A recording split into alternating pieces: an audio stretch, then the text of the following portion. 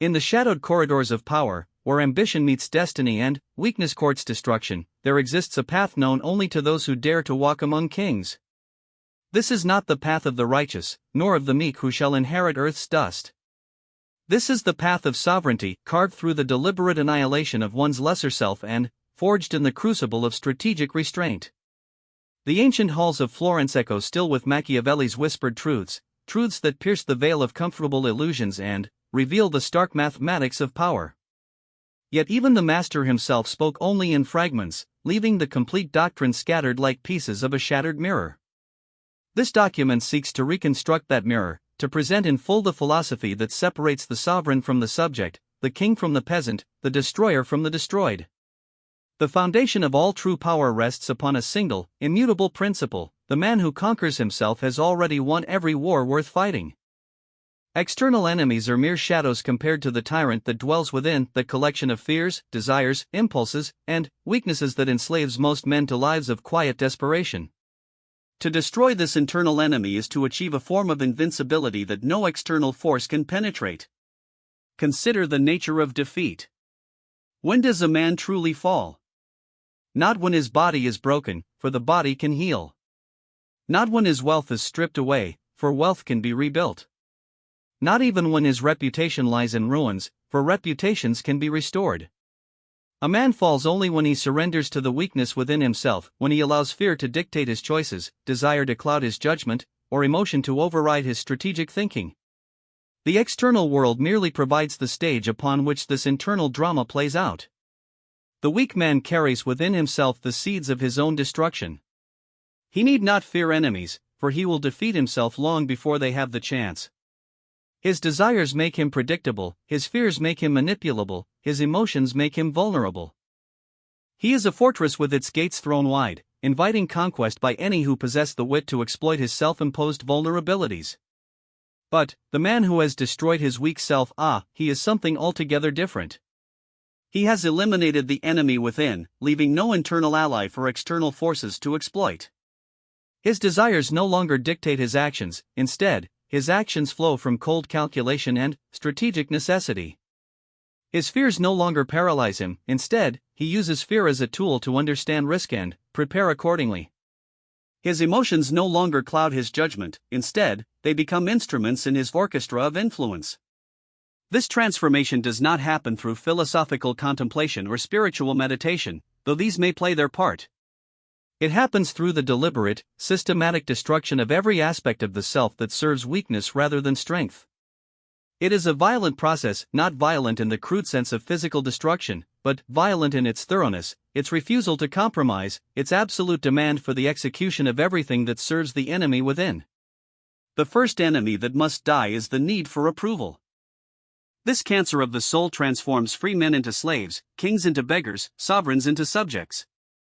The man who needs others to validate his worth, to confirm his decisions, to applaud his actions, has already surrendered his sovereignty.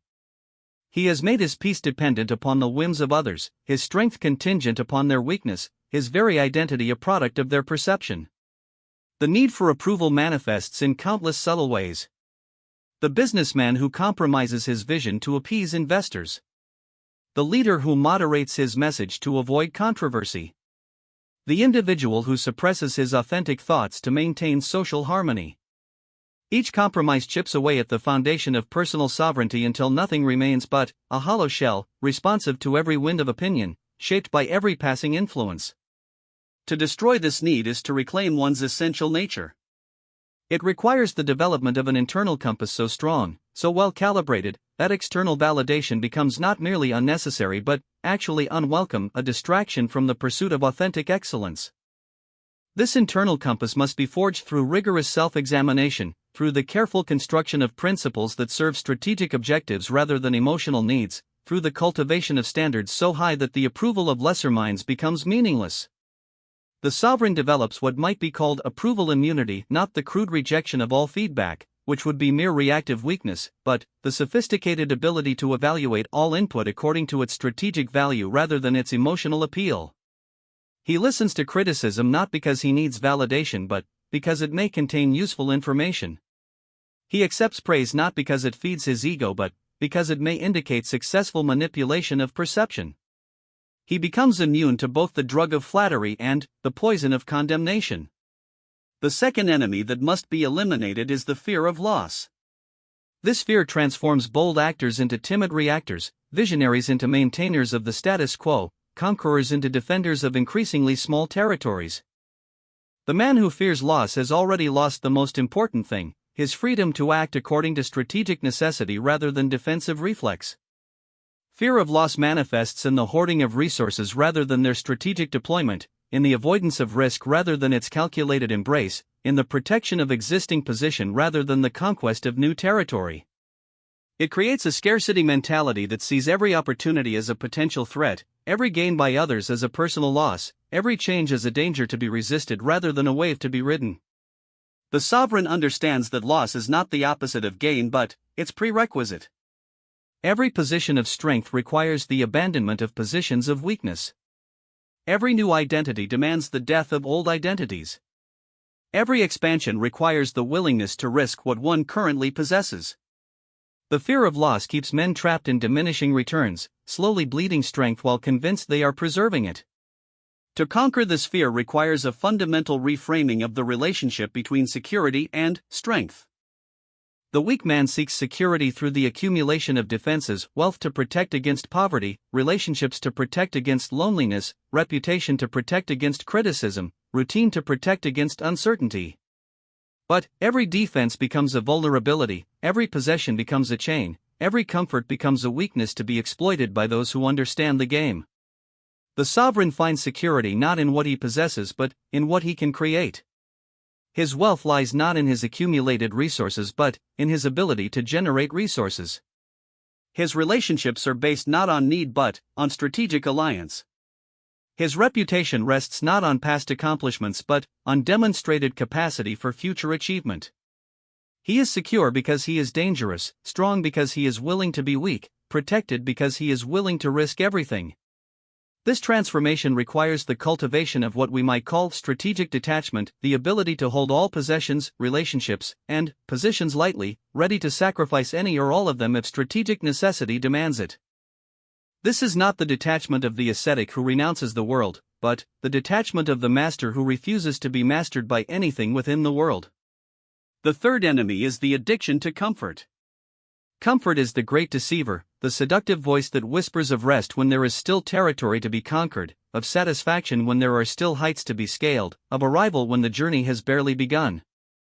Comfort transforms warriors into civilians, hunters into prey, eagles into barnyard fowl content to scratch in the dust of their diminishing domain. The addiction to comfort operates through 1,000 subtle mechanisms. The gradual lowering of standards as initial hunger is partially satisfied. The preference for familiar challenges over unknown opportunities. The choice of certain mediocrity over uncertain excellence. The substitution of entertainment for achievement, consumption for creation, reaction for action. Comfort is particularly insidious because it rarely announces itself as the enemy. Instead, it appears as reward, as the natural consequence of success, as the reasonable response to achievement. You have worked hard, it whispers. You deserve to rest. You have earned the right to relaxation. But what comfort truly offers is the slow suicide of declining vitality, the gradual transformation from predator to prey, from sovereign to subject. The sovereign understands that comfort is a tool, not a destination. Used strategically, in measured doses, it can restore depleted energy and maintain peak performance. But comfort as a way of life is the highway to irrelevance, the broad path that leads to the graveyard of abandoned ambitions and forgotten dreams. To defeat the addiction to comfort requires the cultivation of what the ancient Stoics called voluntary hardship, the deliberate choice of difficulty when ease is available, of challenge when comfort beckons, of growth when stagnation would be more pleasant. This is not masochistic self-punishment but strategic conditioning, the systematic preparation for the inevitable seasons when comfort will not be available and only strength will suffice. The sovereign makes discomfort his ally, difficulty his teacher, challenge his drug of choice. He seeks out situations that test his limits not because he enjoys suffering but because he understands that strength unused atrophies, skills unpracticed deteriorate, and comfort unchallenged becomes a cage that transforms eagles into chickens. Having identified the primary enemies within, we must now turn to the weapons required for their destruction. The first and most essential weapon is radical honesty, not the therapeutic honesty of sharing feelings, but the strategic honesty of accurate assessment. The weak man lives in a fog of self-deception, comfortable lies, and convenient rationalizations. The sovereign lives in the harsh light of uncompromising truth. Radical honesty begins with the systematic examination of one's own motivations, stripped of all flattering interpretations and self-serving narratives. Why do you really want what you want? What fears drive your ambitions? What weaknesses masquerade as principles? What comfortable lies have you told yourself about your capabilities, your limitations, your past failures, and future prospects? This process is necessarily violent because truth is the natural enemy of ego, and ego will fight desperately to preserve its comforting illusions. The ego will manufacture sophisticated reasons why brutal honesty is unnecessary, counterproductive, or somehow morally wrong. It will suggest that self-compassion requires self-deception, that confidence demands the suppression of self-doubt, that effectiveness necessitates the maintenance of certain useful lies. But the sovereign recognizes these as the death rattles of his weak self, the final desperate attempts to preserve the very weaknesses that have limited his power and compromised his effectiveness. He persists in his examination not out of cruelty toward himself but out of compassion for his future self, the self that will be forged from the ashes of honest self-assessment. The second weapon is systematic desensitization to the opinions of others. This does not mean becoming indifferent to feedback or immune to social dynamics, both would represent strategic blindness rather than strength. Instead, it means developing the ability to evaluate all external input according to its strategic value rather than its emotional impact. Systematic desensitization requires deliberate exposure to criticism, rejection, and disapproval in progressively larger doses, much as one might build immunity to poison through controlled exposure to small amounts. The sovereign actively seeks situations where his ideas will be challenged, his competence questioned, his motives criticized. Not because he enjoys conflict, but because he understands that immunity to social pressure is a prerequisite for authentic leadership. This process involves a fundamental reframing of negative feedback from personal attack to strategic intelligence. Criticism becomes information about the critic's values, motivations, and limitations. Rejection becomes data about market conditions, competitive dynamics, or tactical errors. Disapproval becomes insight into social currents, group psychology, or communication effectiveness. The sovereign learns to welcome negative feedback not because it feels good, it rarely does, but because it reveals the landscape of resistance that must be navigated, the objections that must be overcome, the fears that must be addressed. He becomes like a scientist studying his own experiments, detached from the emotional significance of results while intensely interested in their strategic implications. The third weapon is the cultivation of strategic patience. The weak man lives in a world of urgent desires and immediate needs, forever reactive to the pressures of the moment, forever scrambling to address the crisis of the day. The sovereign operates on a longer timeline, where quarterly pressures give way to generational thinking, where temporary setbacks become acceptable costs of permanent advantages, where apparent losses reveal themselves as strategic investments. Strategic patience is not passive waiting but active preparation. It is the patience of the farmer who plants seeds knowing that harvest lies seasons away, the patience of the general who accepts tactical defeats in service of strategic victory, the patience of the master craftsman who spends years perfecting his skill before revealing his capability to the world. This cultivation requires the systematic suppression of the instant gratification impulse that dominates weaker minds. It means choosing long-term compound returns over short-term linear gains, choosing sustainable competitive advantages over temporary tactical victories, choosing the development of capability over the exploitation of opportunity. The sovereign learns to think in decades while acting in moments, to plan for generations while responding to immediate circumstances, to sacrifice today's pleasure for tomorrow's power. He becomes immune to the urgency addiction that transforms most men into reactive automatons, forever chasing the crisis of the moment while the truly important work goes undone. With the weapons of transformation identified, we must examine the specific strategies through which the weak self is systematically dismantled and the sovereign self constructed. This process follows what we might call the three destructions: the destruction of dependency, the destruction of reactivity, and the destruction of scarcity thinking. The destruction of dependency begins with the recognition that every dependency is a potential point of failure, every reliance on external resources or validation a weakness waiting to be exploited. The dependent man has outsourced his essential functions to others, making his success contingent upon their cooperation, his strength dependent upon their weakness, his survival reliant upon their continued goodwill. Dependency takes countless forms, many of them subtle and socially acceptable. Financial dependency on employers, customers, or markets that could shift without warning. Emotional dependency on relationships that could end, friends who could betray, or social systems that could collapse.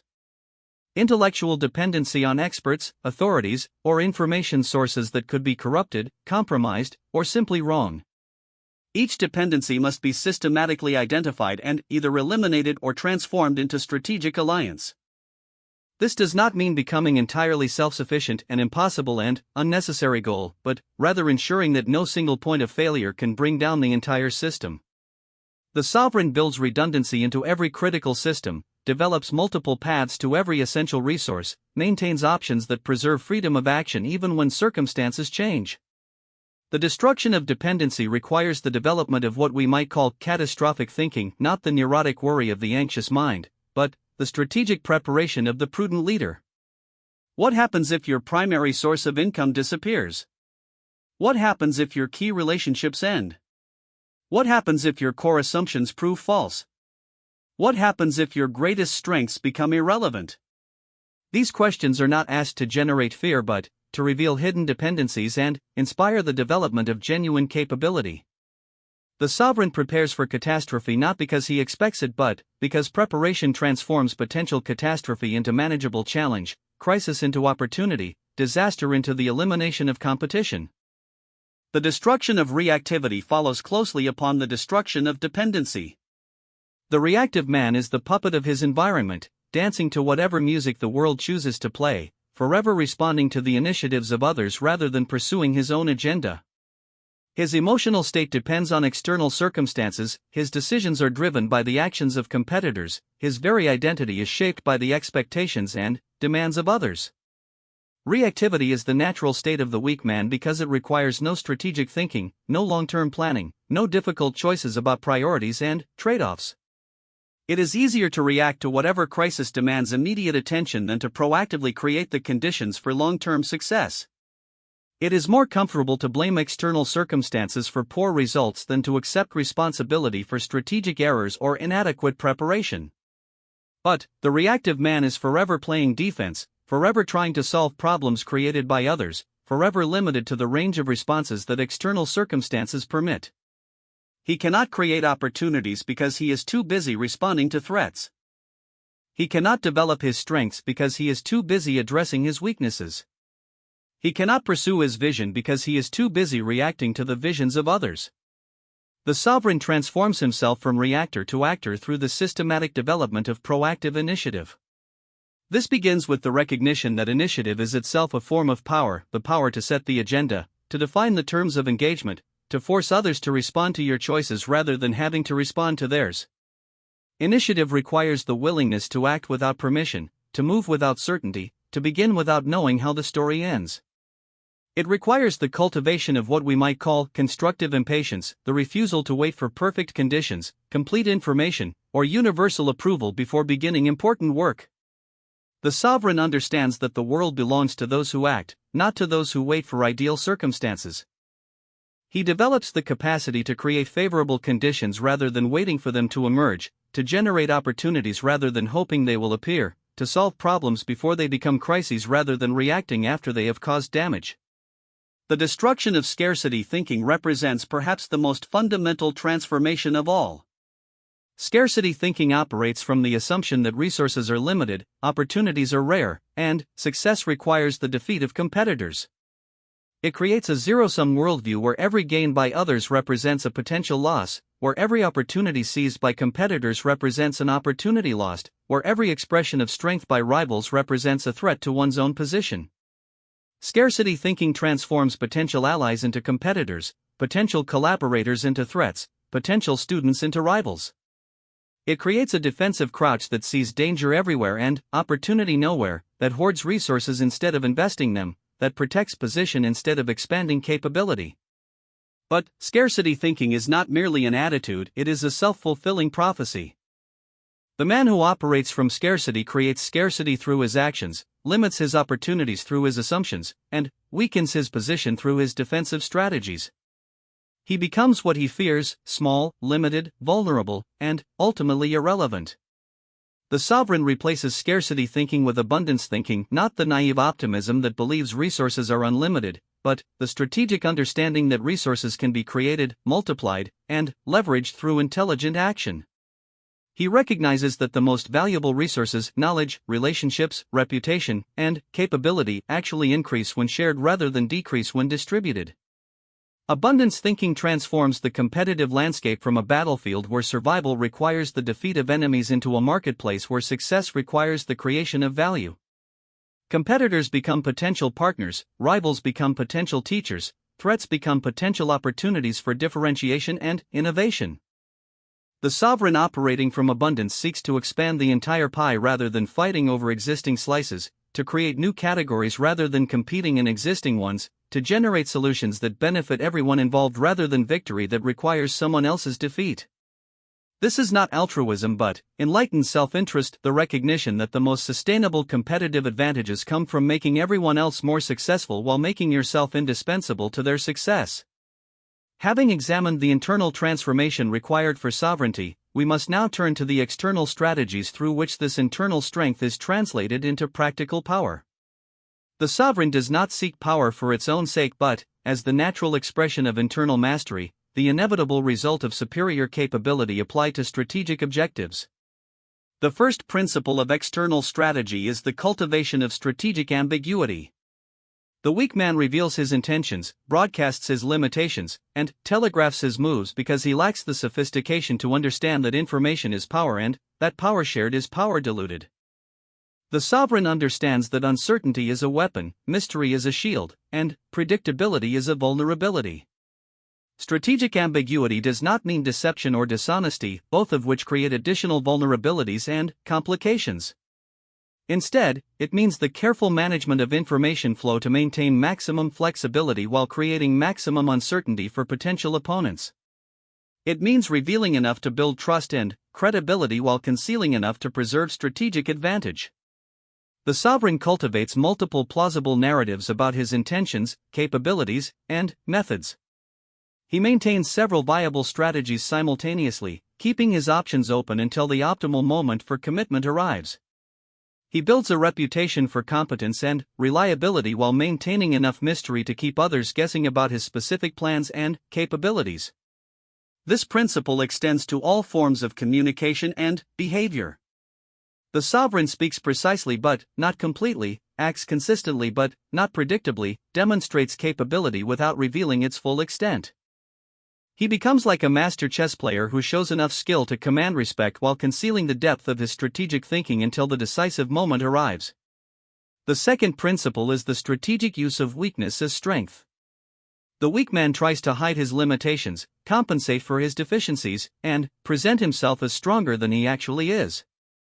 The sovereign understands that apparent weakness can be a source of strategic advantage when properly deployed and that the appearance of vulnerability can be more powerful than the display of strength. Strategic weakness works by lowering the guard of opponents, encouraging them to underestimate your capabilities and overextend their positions. It creates opportunities for surprise, generates sympathy and support from potential allies, and allows for the conservation of resources until the moment when overwhelming force can be applied decisively.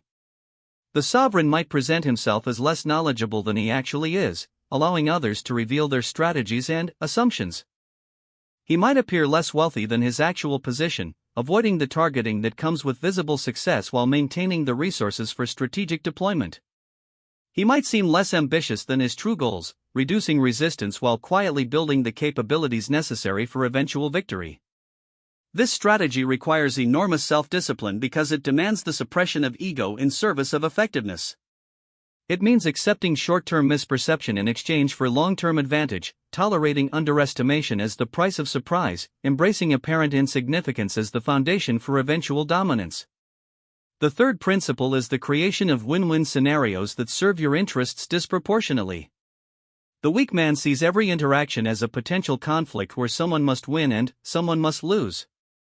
The sovereign understands that the most sustainable victories come from arrangements where everyone benefits but you benefit most, where everyone gets what they need but you get what you want. This approach requires sophisticated thinking about incentives, motivations, and long-term consequences. It means structuring deals, relationships, and partnerships so that everyone has a vested interest in your success while you maintain the ability to succeed independently if necessary. It means becoming indispensable without becoming vulnerable, valuable without becoming dependent. The sovereign becomes a master of what we might call asymmetric reciprocity, exchanges where the value you provide to others costs you little but benefits them greatly, while the value they provide to you costs them little but benefits you enormously. These arrangements create powerful allies who have every incentive to support your success while requiring minimal resources to maintain. This principle extends beyond business transactions to encompass all forms of human interaction. The sovereign seeks to provide others with what they want most at the lowest cost to himself while receiving what he needs most at the lowest cost to others. He becomes a master of efficient value creation and strategic value extraction. The fourth principle is the systematic elimination of single points of failure. The weak man builds his life and career around critical dependencies that could be eliminated by hostile action, market changes, or simple bad luck. The sovereign understands that invulnerability requires redundancy, that strength demands the absence of critical weaknesses, and that freedom necessitates independence from any single source of power, income, or identity. This principle applies to every aspect of life and strategy. Financial independence requires multiple income streams, diverse investments, and the ability to survive the loss of any single source of revenue. Social power requires relationships across multiple networks, influence in different spheres, and reputation that transcends any particular group or organization. Professional success requires skills that transfer across industries, relationships that survive career changes, and achievements that create permanent rather than temporary advantages.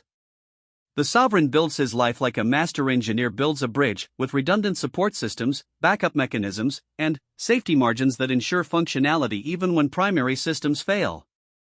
He assumes that anything that can go wrong will eventually go wrong and plans accordingly, creating systems so robust that failure in any single component strengthens rather than weakens the overall structure. The fifth principle is the cultivation of strategic patience in execution combined with tactical speed in implementation. The weak man is either impulsively quick or paralyzing slow, either jumping at every opportunity or hesitating until opportunities disappear. The sovereign operates on dual timelines, slow and methodical in planning, fast and decisive in action. Strategic patience means taking the time necessary to thoroughly understand the competitive landscape, identify optimal opportunities, develop superior capabilities, and wait for favorable conditions. It means resisting the pressure to act before preparation is complete, to commit before options are clear, to reveal capabilities before timing is optimal. But, once the decision to act has been made, tactical speed becomes crucial. The sovereign moves faster than competitors can react, implements decisions before opposition can organize, and captures advantages before others recognize their existence. He combines the patience of the sniper with the speed of the striker, the deliberation of the strategist with the urgency of the tactical executor. This combination creates enormous competitive advantage because it allows for superior preparation combined with superior execution. While others are either rushing unprepared into action or hesitating too long in preparation, the sovereign has prepared thoroughly and acts decisively, creating outcomes that appear effortless but result from careful planning and flawless execution. As we approach the culmination of this doctrine, we must address the ultimate transformation that distinguishes the sovereign from all lesser men, the transcendence of the need for external validation of worth, success, or significance. This represents the final death of the weak self and the complete birth of the sovereign self. The weak man measures his worth by external metrics, the approval of others, the accumulation of possessions, the achievement of status markers that society has designated as significant. His self-concept fluctuates with external circumstances, his confidence depends on recent achievements, his very identity is constructed from the opinions and expectations of others. But, external validation is inherently unstable because external circumstances are inherently changeable. Markets crash, relationships end, health fails, reputation can be destroyed, and status symbols become worthless. The man who depends on external validation for his sense of worth has built his identity on shifting sand, creating an internal foundation so unstable that any external shock can trigger complete psychological collapse. The sovereign transcends this dependency by developing what we might call ontological independence, a sense of worth and identity that exists independently of external circumstances, achievements, or recognition. This is not the naive self-esteem of positive thinking but the earned confidence of demonstrated capability, the proven knowledge that he can create value regardless of circumstances, generate resources regardless of starting conditions, and survive challenges that would destroy weaker men. Ontological independence is built through the systematic accumulation of evidence that you can succeed regardless of external support, create value in any circumstances, and survive any challenge that does not literally kill you. It is earned through deliberately chosen hardships that prove your resilience, voluntary challenges that demonstrate your capability, and strategic risks that confirm your ability to recover from failure. The sovereign with ontological independence becomes truly free because he needs nothing from the external world except the opportunity to exercise his capabilities. He can walk away from any situation that does not serve his strategic objectives because his worth and identity are not dependent on any particular outcome, relationship, or achievement. This freedom transforms him from supplicant to selector, from reactor to actor, from dependent to sovereign. This independence paradoxically makes him more attractive to others because people are naturally drawn to those who do not need them, more valuable as an ally because his support comes from strength rather than weakness, and more dangerous as an opponent because he cannot be controlled through the manipulation of external circumstances. But ontological independence must not become isolation or arrogance. The sovereign understands that while he needs nothing from others, he can accomplish far more with others than without them. He seeks relationships, partnerships, and alliances not from weakness but from strength, not because he needs others but because cooperation multiplies capability and shared objectives create exponential rather than linear results. The sovereign with complete ontological independence becomes like a master craftsman who loves his craft so much that he would continue working even if no one ever saw or purchased his creations, but who also understands that the sharing of his craft multiplies its impact and creates opportunities for even greater mastery. He is self-contained but not self-limiting, independent but not isolated, free but not antisocial. The final transformation involves the transcendence of the fear of death, not physical death, which is inevitable for all men, but the death of identity, the death of plans, the death of dreams. The weak man clings desperately to his current identity, his existing plans, his familiar dreams because he lacks the confidence that he could create new and better versions if circumstances demanded it. But the sovereign understands that all identities are temporary, all plans must eventually be abandoned or modified, and all dreams must either be achieved or replaced with better dreams. He becomes comfortable with the death of his current self because he trusts in his ability to create superior future selves, comfortable with the failure of current plans because he knows he can develop better plans, comfortable with the abandonment of current dreams because he understands that achievement often requires the sacrifice of lesser dreams for greater ones. This comfort with identity death creates enormous strategic flexibility because it eliminates the sunk cost fallacy that traps weaker men in failing strategies. The sovereign can abandon failing approaches without feeling like he is abandoning himself, can change direction without feeling like he is admitting defeat, can evolve his identity without feeling like he is betraying his authentic self. He becomes like water, taking the shape required by circumstances while maintaining his essential nature, flowing around obstacles that would stop rigid substances, finding the path of least resistance while inexorably moving toward his objectives. He is simultaneously the most adaptable and the most unchanging of men, adaptable in form, unchanging in essence. The sovereign who has achieved complete transcendence of identity death becomes truly dangerous because he can sacrifice anything except his core capabilities and essential objectives. He can abandon positions, relationships, possessions, and even cherished beliefs if strategic necessity demands it, because he knows that these are merely tools and expressions of his deeper nature rather than his nature itself. This creates what we might call strategic immortality, not the literal immortality of the body, but the practical immortality of purpose and capability. The sovereign becomes larger than any particular expression of his power, more enduring than any specific achievement, more significant than any individual victory or defeat. The man who has walked the complete path from weakness to sovereignty, who has systematically destroyed his weak self and constructed his sovereign self, who has transcended the need for external validation and the fear of identity death, becomes something qualitatively different from ordinary men. He has achieved what the ancient philosophers called autarky, complete self-sufficiency, not in the sense of isolation but in the sense of internal completeness. Such a man cannot be threatened because he has eliminated the internal vulnerabilities that external threats exploit. He cannot be manipulated because he has transcended the needs and fears that make manipulation possible. He cannot be defeated because he has become larger than any particular battle, more enduring than any specific challenge, more resilient than any temporary setback. He has achieved the ultimate Machiavellian ideal, the prince who rules first and most completely himself, who has conquered the only territory that truly matters, who has achieved the only victory that is permanent and unassailable.